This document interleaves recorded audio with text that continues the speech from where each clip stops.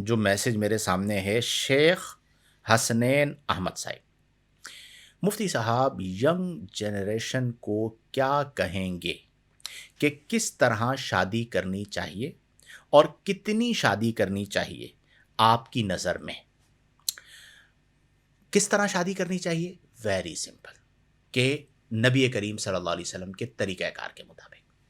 ہمارے معاشرے میں جب سے شادیوں کو مشکل بنایا گیا ہے بدکاری عام ہو گئی.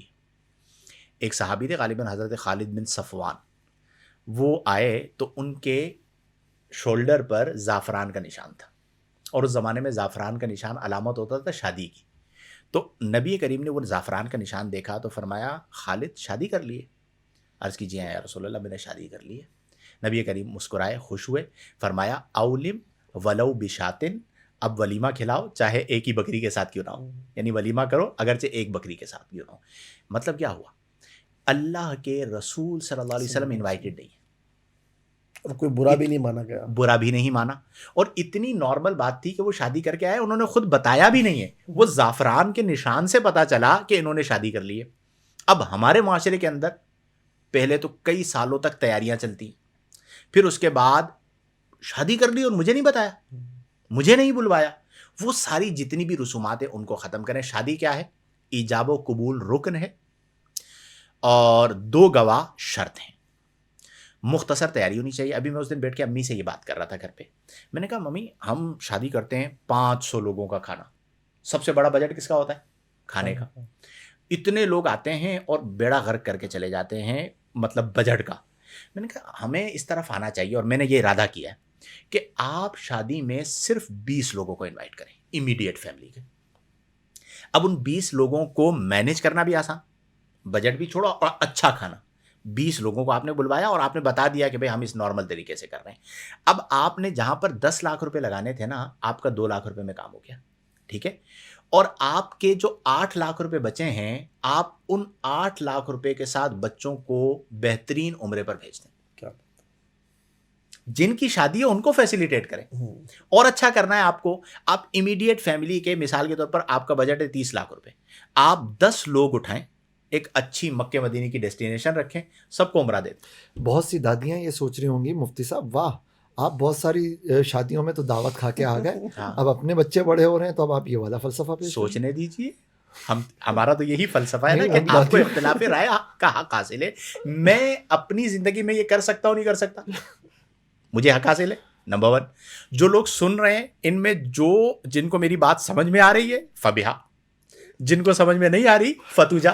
ٹھیک ہے، یہی تو حسن ہے کہ آپ کو جو چیز سمجھ میں آ رہی ہے، مجھے یہ چیز سمجھ میں آ رہی ہے کہ میں کیا کروں کہ میں اس طرح جو ہے وہ ترتیب دوں کہ امیڈیٹ فیملی کو لیا عمرے پہ چلے گا. اگر آپ اور ان کو اثر رکھتے ہیں نا شخصیت کا، ٹھیک ہے، تو بالکل آپ بہت سارے کاموں کو جو ہے نا کر سکتے ہیں اور کرنا چاہیے. اس میں یہ تو اسی کے اندر جو دکھاوے کا لیول ہے، ایک لمحے کے لیے سوچیے حضور، کھانا پینا ہال بٹیارے یہ وہ ان سب کے خرچے کس میں؟ لاکھوں میں، کیونکہ ان میں دکھاوا ہے. اچھا وہ جو بیوی کو مہر دینا ہے وہ کیا ہے؟ حضرت فاطمہ والا مہر رکھ لو، تو پھر بھائی چکی پسوائیں. تو پھر حضرت علی جیسا آدمی لے کے آئیے کہ جو اپنی جو ہے ڈھال دی اور کہا سیل کیجئے، قرضہ دیجئے اور اس سے شادی کو نپٹائی. نہیں وہ نہیں، جہاں دکھاوا ہے وہاں کس لیول پہ.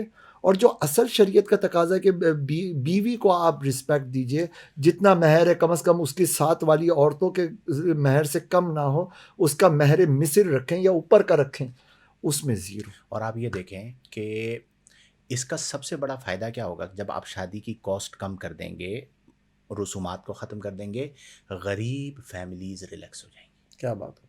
آج بھی عرب دنیا کے اندر شادی کا جو ٹوٹل خرچہ ہے نا وہ لڑکے والوں پہ ہوتا ہے، اور حق مہر زیادہ رکھا جاتا ہے. وہ ڈائریکٹ کہتے ہیں بھئی حق مہر اتنا ہوگا لیول کے مطابق، اور وہ جو حق مہر ہے وہ پہلے لیا جاتا ہے، اور اسی حق مہر سے بچی کی تیاری ہو جاتی ہے. کیا اب باپ کتنا ریلیکس. ٹھیک ہے، ہمارے ہاں کیا مسئلہ ہے کہ آپ سوچئے کہ ٹوٹل اخراجات کس کے اوپر ہے؟ لڑکی والوں پہ. جب ہاں ہوئی خوشی کے بجائے ٹینشن شروع.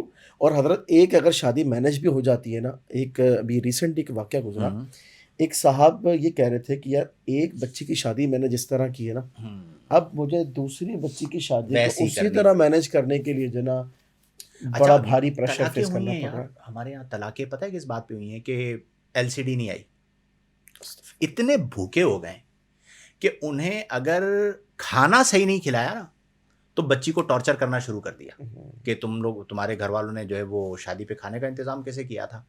डिमांड्स, यानी आप देखें कि एक बंदा अपने जिगर का टुकड़ा दे रहा है और आप इतने मटीरियलिस्टिक हो गए कि वो उसे कह रहे हैं कि बच्ची भी दो और सारे घर का सामान भी दो, और हर चीज़ बनती है। यानी फर्नीचर किस पे?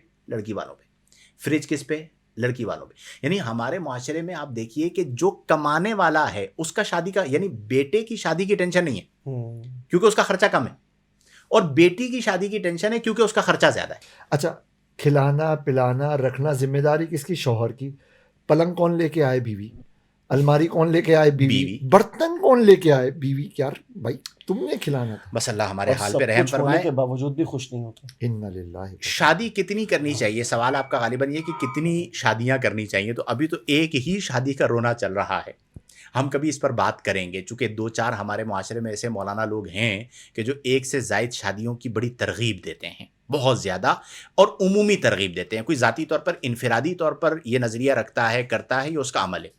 लेकिन जब आप पब्लिक में आके तरगीब दे रहे होते हैं और अपने मुआशरे के हालात को नहीं देख रहे होते, तो कई बार ऐसा होता है कि आप सामने वाले को तरगीब देकर गड़वा देते हैं। हमारे वो मुआशरे में हजरत की एक इस्तिलाह थी ना, क्या कहाँ चढ़ाते हैं? क्या नहीं वो मतलब नहीं मुहावरा है, बोले रवाड़े चढ़ाना, मैं बोल देता हूँ, ठीक है। रोड़ा पत्थर को कहा जाता है। तो जब गाड़ी जो है ना वो रवाड़े चढ़ जाए, यानी कच्चे पे चढ़ जाए, ये भी हमने सर्च किया था कि ये लफ्ज़ आया कहाँ से, रवाड़ा, ठीक है। तो रवाड़े चढ़ाना यानी गाड़ी को कच्चे में पत्थरों पर चढ़ा देना। तो यूं जो है वो लोग बेड़ा गर्क कर देते हैं। हमारे मुआशरे में बैक वक्त एक से ज़ायद शादी, यानी 2 शादियाँ, 3 शादियाँ या 4 शादियाँ, ये बहुत मुश्किल काम है।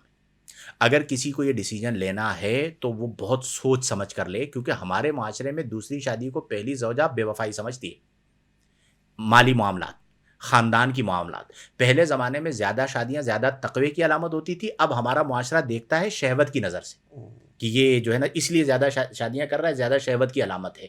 तो इसलिए मुआशरे के बहुत सारे पहलू हैं, इसे हम मुख्तसर अंदाज में नहीं कह सकते। फ़िलहाल जो हम बात कर रहे हैं वो एक शादी के हवाले से है, और एक से ज़ायद शादियाँ करना आसान होता है, निभाना बहुत मुश्किल होता है, ये जहन में रखिएगा। मेरे पास ऐसे कुछ केसेस हैं कि जहाँ पर मैनेज नहीं कर पाते और फिर झगड़े होते हैं, इख्तिलाफात होते हैं और मसाइल बढ़ जाते हैं। हालांकि हम ये बात ज़रूर कहते हैं कि इस्लामी निज़ाम और इस्लामी तालीमात को देखें तो महमूद है ये अमल, चूँकि तादाद ज़्यादा है ख़वातीन की, ठीक है। औरतें बीमार कम होती हैं मर्दों के मुकाबले में, औरतें मरती कम हैं मर्दों के मुकाबले में, पैदा ज़्यादा होती हैं मर्दों के मुकाबले में, ठीक है। जंगों के अंदर मरते कौन है? मर्द। एक्सीडेंट के अंदर ज़्यादा मरते कौन है? मर्द। हमने जितने जनाजे पढ़ाए हैं उनमें ज़्यादा जनाजे किसके होते हैं? मर्दों के। वो मैं अक्सर कहता हूँ कि बीवी जो है वो शोहर को मार के मरती है। अपने खानदान के बहुत सारी मिसालें जहन में लेकर आए, अब्बा मर गए, अम्मा जिंदा है, ठीक है। उनका एक इम्यून सिस्टम इस तरह का होता है। तो ये सारी चीज़ें भी मलहूज़े निगाह रखी जाएँ। तो अगर एक औरत के मुकाबले में एक शोहर आ गया तो आप मर्दम शुमारी को देखिए तो मर्दों की तादाद कितनी, औरतों की तादाद कितनी, तो वो ज़रूरियात है। लेकिन इस मसले में प्रॉब्लम है हमारा मुआशरा, मोहल्ले में रुकावट। बॉयज़